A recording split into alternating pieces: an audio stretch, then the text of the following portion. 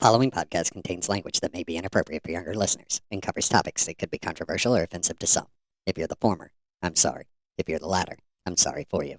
Rated M for mature.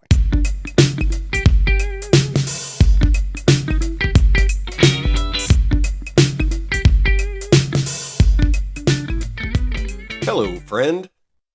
Welcome, or welcome back. So this week, I'm feeling professorial. Let's do some learning. Communication is a very important skill to have, and knowing how to effectively communicate can start with, and I guess a better way to say that should start with understanding who you're communicating with. So knowing your audience, as it were. And knowing your audience is highly important. And we're going to talk about that today and how understanding personality types can help you be more of an influential communicator. Whether you are somebody in a position of leadership, whether that is a manager at your job or somebody in a true leadership decision making, you're an executive at your company, you're a assistant manager that has aspirations of moving up, you're just a frontline employee currently, but again, you have a desire to move forward, you're somebody that has a very diverse friend group. Knowing how to communicate really is beneficial across every aspect of your life. Knowing how to get people to understand what it is that you want or what it is that you need from them, getting them to buy into your idea, your process. You foundationally need to know who it is that you're dealing with. Who is receiving your message. What we're gonna do, we're gonna dive into that some today and talk about the different types of personalities. And hopefully, once you understand those personality types, you'll be able to use that understanding to identify the personality type of the recipient of your message, and then be able to tailor your message in a way that will be most effective at getting them to receive and understand and comprehend what it is that you want them to. There is a pretty common personality type test. It's called DISC, DISC. And you can find free versions online. I would encourage you to go out and take one, get a better understanding of who you are. It's a good way to get a baseline for understanding all of the different types. If you understand what type you are, it will display that type across two categories. There is a natural personality type and an adaptive personality type. Usually there is a variance between the two, that they do not line up. Your natural style versus your adaptive style. And they are, pretty simple. That when you think about it, that your natural behavior or inherent is defined by who you are as a person or how you were nurtured, your upbringing. It's a universal language of how you're going to act, your observable human behavior. It will usually be able to pinpoint how you're going to respond to problems or challenges, how you'll influence others to your point of view, how you respond to the pace of an environment, or how you respond to rules and procedures set by others. Your adaptive style would be what you've learned over time, how you may act when you're thinking about it. Again, I think that's a self-explanatory term. Adaptive, it's how you adapt to your environment, the circumstance you're currently in and what that does to your behavior. That's what you'll get if you take a DISC test. And there's other types of personality types out there. The Myers-Briggs is out there. The Wonderlic test, any number of them. DISC is pretty simple because, again, it's broke down across 4 categories. So DISC stands for dominance, influence, steadiness, and conscientiousness. Dominance being direct or strong-willed and forceful. Influence, sociable, talkative, and lively. Steadiness, gentle, accommodating, and soft-hearted. Or conscientiousness, private, analytical, and logical. And we're going to deep dive each of those a little more and also introduce potentially some more relatable terms to describe each of those when it pertains to the type of personality that you're dealing with. When we look at dominant tend to be drivers. They're direct and to the point. They thrive on a challenge and have a strong desire to win. They also thrive on risk. Influencing are expressives, so they tend to be influencers. Imagine that. They're trusting. They have a need to interact with others. They have a need to be liked. They want to be involved. They tend to wear their emotions on their sleeves. So the steady person is amiable, steady. They have a need to serve and help. They're patient and relaxed. They focus on developing long-term relationships, and they need to have closure. The conscientious personality type is analytical. They have a need for procedures. They play by the book, tend to be perfectionists. They're precise, pay attention to the details, and they have a need for proof and evidence. If we switch up the way we look at that and think about people in terms of dominance being a driver, then you would have a driver, an analytical, an amiable, and an expressive. So a driver is a fact-based extrovert, an analytical is a fact-based introvert, an amiable is a relationship introvert, and an expressive is a relationship extrovert. So extrovert, outgoing, introvert, stays internalized. Knowing the different personality types, how do you leverage that knowledge to your advantage? So to understand how to communicate with someone effectively, it's important to understand the concept of personality types. And after understanding the high-level personality types, you can triage, air quotes, triage people within 30 seconds and understand how to communicate with them easier. The personality types have been around for a long time. Originally, they were called the 4 temperaments by Hippocrates, and they established the 4 archetypes of people's personalities. Myers-Briggs personality tests expanded on that idea. Disclaimer, it is an overly complicated process that they deployed.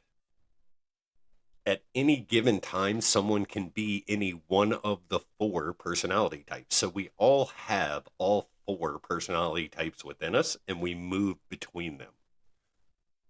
But we tend to fall into one naturally. The archetype that you fall into is easy to recognize once you understand the 4. And you, as the communicator, can change your posture and language according to which personality type you're dealing with. So when we talk about the driver personality, drivers are very strong personality types. Typically, they have a go get it done or whatever it takes personality.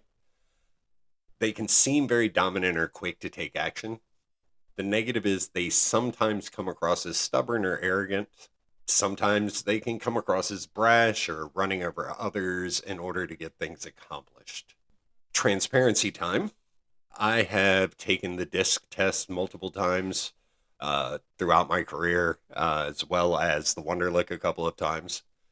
And I tend to score the same way each and every time. Go back 25 years ago when I first took it to 6 years ago, the last time I took it, and my my natural and adaptive styles have not changed, which is kind of telling that my adaptive style hasn't changed. I tend to lean more into my natural style and clearly do not adapt well. I am a high D, so I am a high end driver in both natural and adaptive style. I mean, top of the charts driver on both. If there was a benchmark to say this is what the D personality type is, then that's me. And it's not even close. The other personality types barely show up, right? I am almost 90% driver in everything, both natural and adaptive.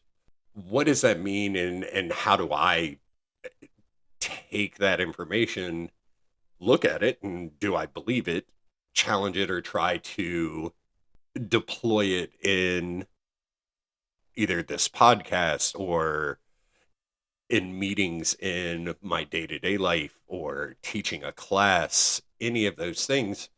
It's important to understand who I am. So we'll share, right, the general characteristics as defined by the DISC test for me are: I may lose interest in a project once the challenge ceases, and then be ready for another challenging project. I have a sensitivity to errors and mistakes, which sometimes tempers my aggressiveness. I may be accused of being work compulsive because of those tendencies. I may not trust others to do my projects, especially if they've displayed an inability to perform to my standards. At times, I may be reluctant to delegate certain tasks. I'm often frustrated when working with others who do not share the same sense of urgency that I do. I need to learn to relax and pace myself. I may expend too much energy trying to control myself and others. I like to be forceful and direct when dealing with others. My desire for results is readily apparent to the people with whom I work. I embrace visions not always seen by others. My creative mind allows me to see the big picture.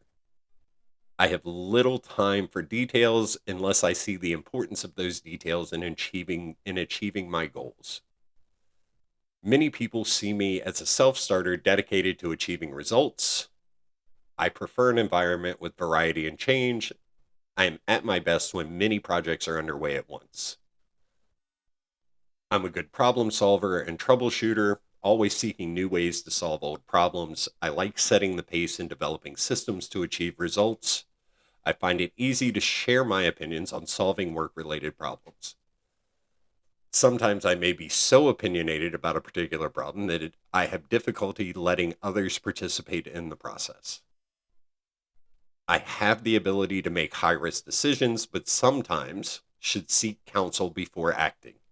I sometimes get so involved in a project that I tend to take charge. I'll work long hours until a tough problem is solved. After it's solved, I become bored with any of the routine work that follows. I refrain from getting emotionally involved in decision making, and that allows me to make objective decisions. This final section, as it breaks down my general characteristics, David may lack the patience to listen and communicate with slower acting people.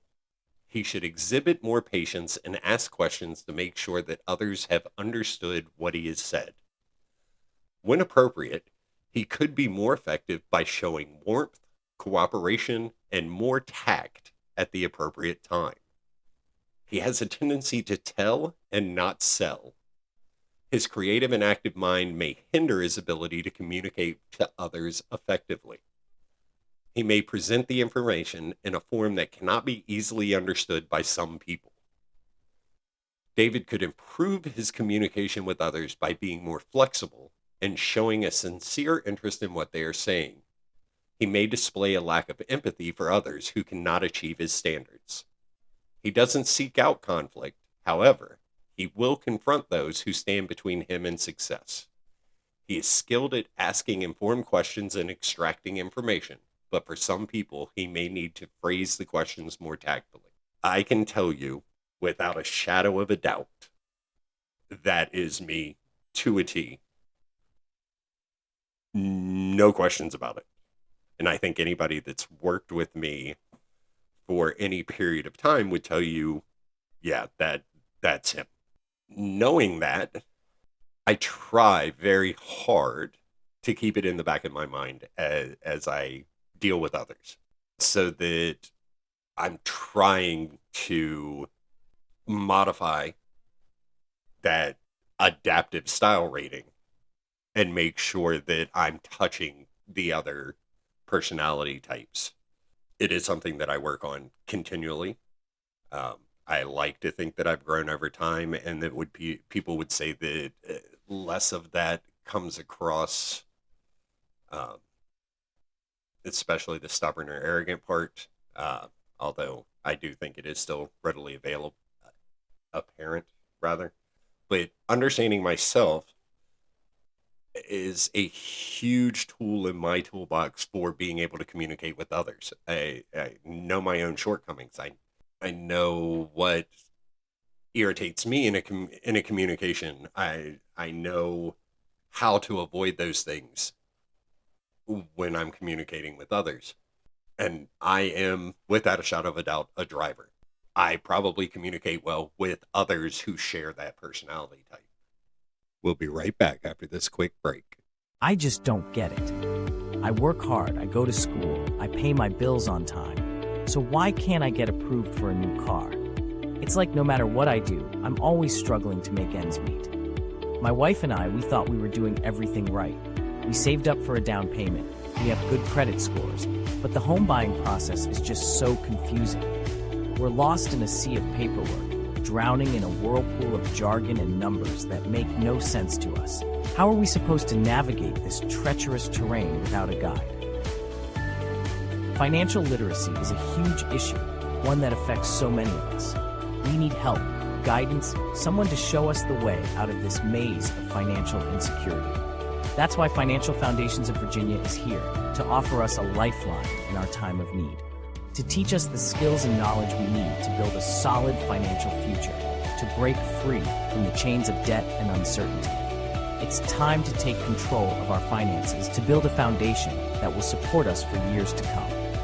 Visit us at financialfoundationsofvirginia.org or like and follow on Facebook and Instagram. And now back to our show. So the analytical types are constantly assessing, they're determining the pros and cons, making a list of to-do items. Analytical types are constantly asking questions, almost to the point of getting too much information. There's a statement, analysis paralysis, where you have just you've taken in so much information you don't know what to do next. Other people tend to see analyticals as talented with brilliant ideas. However, they overanalyze situations too much. If you've ever made a list to do things, of doing things the right way, rather. So if you have ever made a list of doing things the right way, you're an analytical type. So when you're communicating with somebody who is an analytical, understanding that they are driven by having that information and trying to make it make sense, the more information you provide them, the more you're going to resonate with them. And expressive, these are natural people persons. They enjoy socializing and talking. They're great storytellers and often overcommit themselves by attempting to please people. So if you've ever heard of a people pleaser, somebody that is always saying yes, they don't necessarily understand how to say no.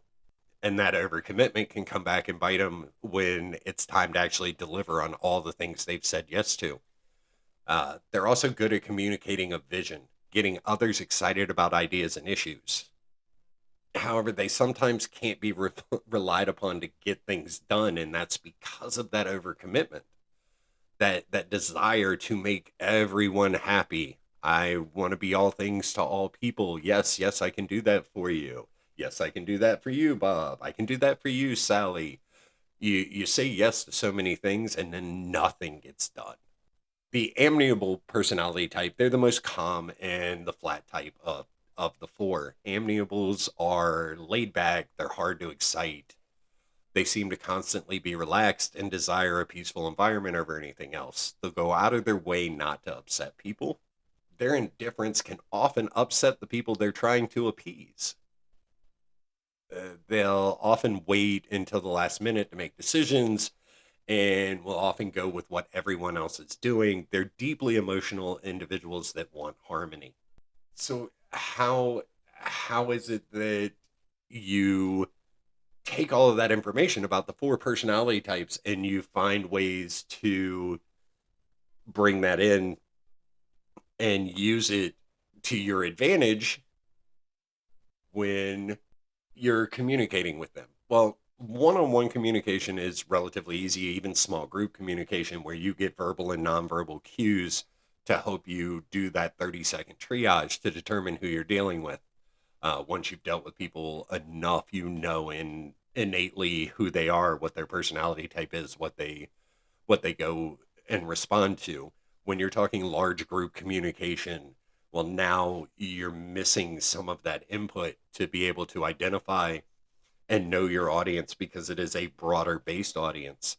And what you'll find a lot of communicators will do is they'll restate points in different ways to try to touch as many of the personality types as they can. So I'm going to say the same thing, but I'm going to say it in a different way to get it to resonate with another section of the audience.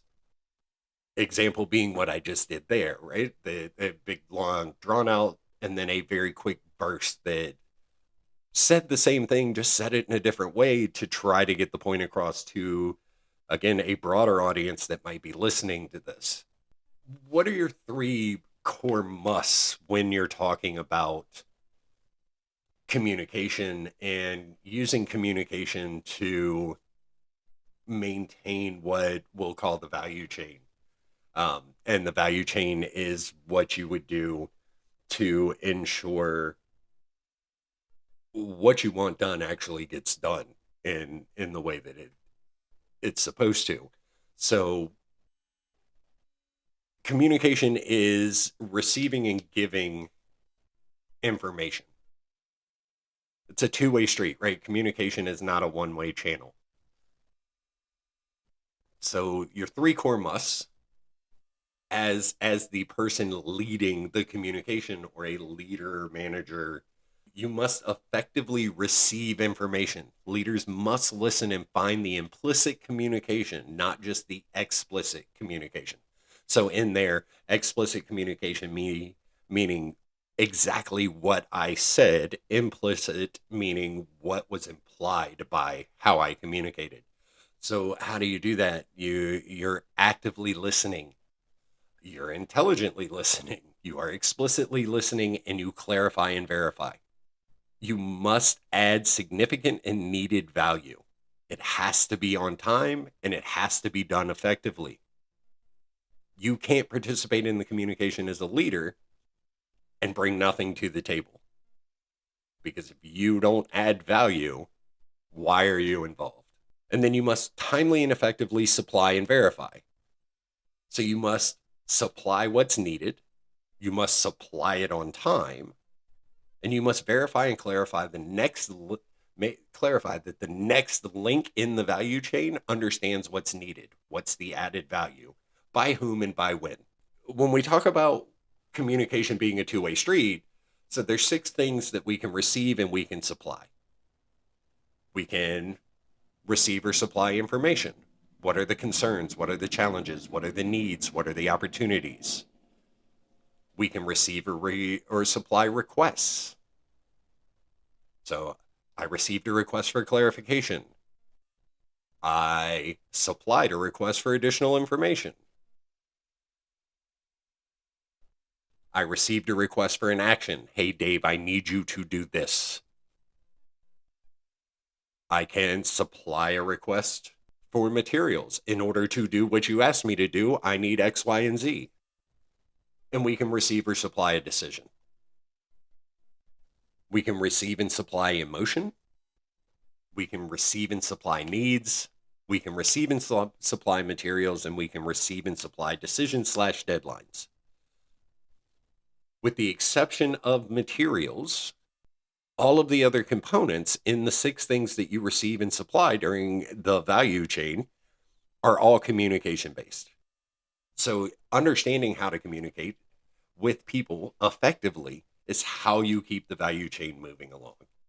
During every decision step or process within the value chain, so apply this to anything. This is not business only, it is life in general. You have 5 choices of action. The master skill of management is managing promises. When someone makes a request of you, you have 5 choices of action you can take. You can accept it and act on it. So make a promise and keep your promise to deliver it on time. You can ask for clarity on content or timeline. You can negotiate or make a counter proposal. I can't do that, but I can do this. You can flat out reject it. I can't do it. Or you can ignore it. And ignoring it is never the correct course of action. If you make that choice, the value chain stops, right? Ignoring, not acting on something destroys the lines of communication. So when I talk about clarify and verify, clarification and verification is the key to effective communication all the way around. You have to clarify and verify that the person you are communicating with has received what you supplied them and that they understand what is needed by whom and by when. Clarify and verify within yourself that you understand what they've supplied and that you understand what is needed by whom and by when. You can effectively do this by asking check questions. Some as simple and as direct as, does that make sense to you? Do you understand? Right? But how you formulate that to elicit the response that provides you the verification that they received the information that you needed them to when you supplied it via the communication is the key to making this work. I think too often we assume people understood what we were trying to say. Those assumptions create the cracks that keep things from happening effectively. I understand that I'm using some business terminology, but this and a business concept in the value chain and leveraging some tools that HR would provide or business management coaching classes would provide, but they're transferable skills to your personal life. Everything in life from my perspective is selling. You're either selling a product, you're selling an idea, you're selling in some way. If you want people, whether that is your spouse, your significant other, your partner, your child, your friend, to buy in, right, you have to sell the idea. And what happens when you don't communicate effectively, that value chain breaks. And if it breaks in business, that can be catastrophic. If it breaks in your personal life, that can be even worse. So a broken value chain, why does it break? So the number one reason that a value chain would break is the people involved lack clarity on the outcome, the timeline. They gave up the responsibility before the outcome was achieved. That wasn't my role, it was somebody else's. They made assumptions that something got done rather than verifying the critical elements and or key drivers. They failed to verify. Verification is not an indicator of lack of trust. Just because I come through to make sure that you're doing it doesn't mean that I don't trust you. It means I'm verifying that it's getting done. The person who breaks the value chain has an attitude or a mindset or a belief that doesn't support the outcome. If I'm not on board, I am not adding value and probably going to derail what we're trying to do. Somebody in the value chain delegated instead of leveraged, right? Delegation is a huge tool for management and getting things done. It's not always the best tool, right? And delegating without ensuring that people completely understand or leveraging the personality types to make sure people understand the value of what they're bringing to the table and why it was delegated. You just assigning a task doesn't make someone do it. And the final reason, they failed to get help when they needed it, and or they weren't coachable. So either I didn't ask for help, I didn't reach out for help, or when help was offered, I didn't want anything to do with it. What does all of this have to do with anything when we're talking about communication? And on this podcast, which is very much not a business coaching format, it's important to be able to understand what it is that you're trying to accomplish in the communication, because every communication you have with someone, there is an end goal, right? Even if it is my wife wanting me to take out the trash or change the litter, there is an end goal. There isn't a throwaway communication. We all want something. We're trying to deliver information or receive clarification about information in our communications. Everything we do when we are interacting is toward some kind of end.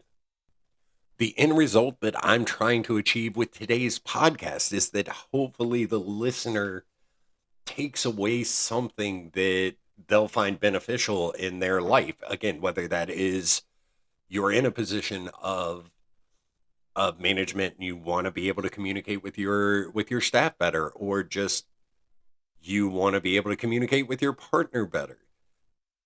My desired end game here is providing a tool or tools or clarification, as it were, of some things that will help communicating be easier or more effective. And nothing is a throwaway communication. We're always supplying or receiving information that we will or won't act on. And people don't take the time to communicate something to you if they're not looking for some kind of action. And sometimes that action is just an acknowledgement of what they're communicating, whether that's how they feel or what they experienced, or what they're looking for some affirmation to the fact that they made the right decision. Again, there's still an end game in that communication that they're trying to get across. So this one's a little bit longer than some of the others, and probably went through some things that you wouldn't necessarily believe that you might have heard on this podcast based on what the previous ones have been. But that's kind of the point of this podcast. It's whatever I feel like talking about at that given time when I sit down to do these things. And as I was mapping out some of the things I wanted to talk about, I know that if I want to touch a very broad audience, talking about a multitude of things and is what I want. And sometimes that's going to be things that I have done and either learned through my time professionally and determined that they have a place to transcend just the professional environment. Because I think having transferable skills is very important. You can learn a whole lot from your job on how to conduct yourself personally. I hope you enjoyed this topic. I enjoyed doing the research and putting this one together, sharing a little bit about myself. Maybe you go out, I encourage you to find the DISC test. Again, they're available online. Learn about yourself, because that alone, if nothing else, will help you better navigate when you're communicating with others, or figure out why people aren't necessarily getting what you're trying to communicate to them. Always start with yourself, understand yourself, and hopefully your end results improve. So I do want to fall back and give an update. We ran a poll on the left, right, and center episode, and 85% of respondents said that the system needed a wholesale change. It was a whole lot higher than what I thought it was going to be.